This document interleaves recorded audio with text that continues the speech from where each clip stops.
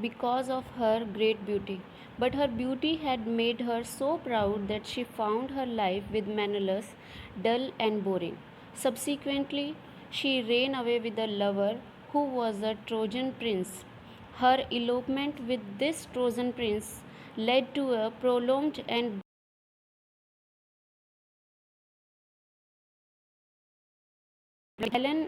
Helen's beauty proved a curse to her and to others. So this is the reference of Helen's beauty. So the poet is writing the lines. The poet is telling us that Helen, being chosen, found life flat and dull, and later had much trouble from a fool. So the word fool here is referred to Menelaus, and the word fool again here is the reference to Trojan prince. So Helen's beauty destroy those man's life. So the poet is wishing that she should not be so beautiful that she lose her heart revealing intimacy, and she lose her natural kindness. The next reference is about that great queen. In line number 3 you can see the poet is using the word queen, and q is capital here. So why he is using the word q capital here? Because here the word queen refers to Aphrodite.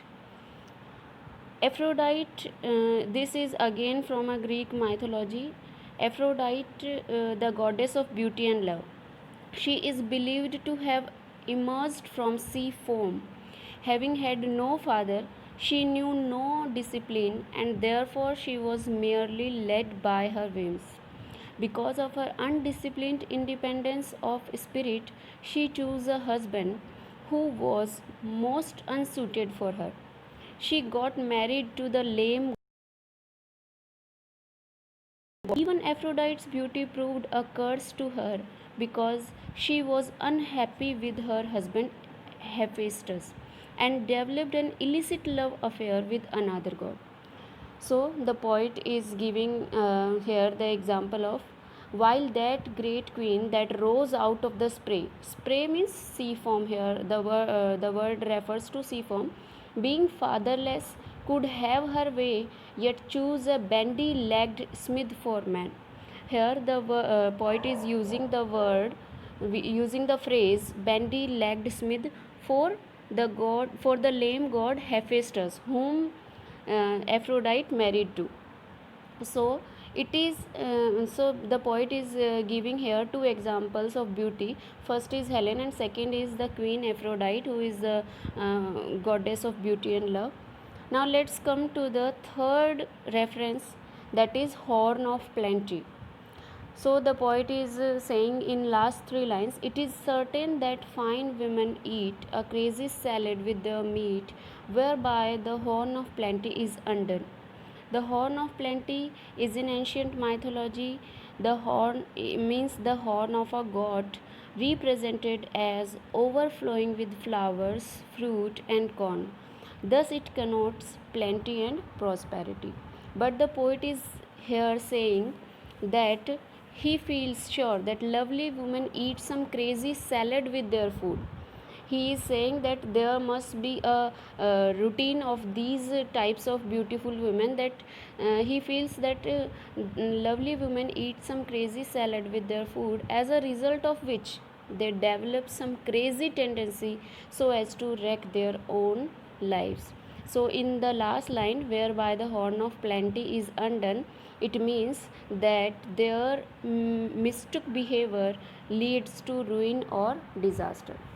So in the first five line of this stanza, these first line refers to the misfortunes which Helen and Aphrodite caused to themselves and to others. In the next three lines, the poet tells us that there is something wrong with the mentality of the beautiful women, and in the last lines he feels sure that lovely women eat some crazy salad with their food, as a result of which they develop some crazy tendency so as to wreck their own lives, so as to destroy their own lives.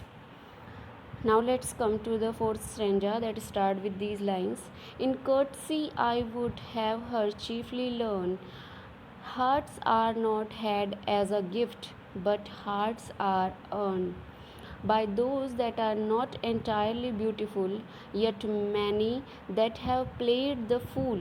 For beauty's very self has charm made wise, and many a poor man that has roved, loved, and thought himself beloved, from a glad kindness cannot take his eyes.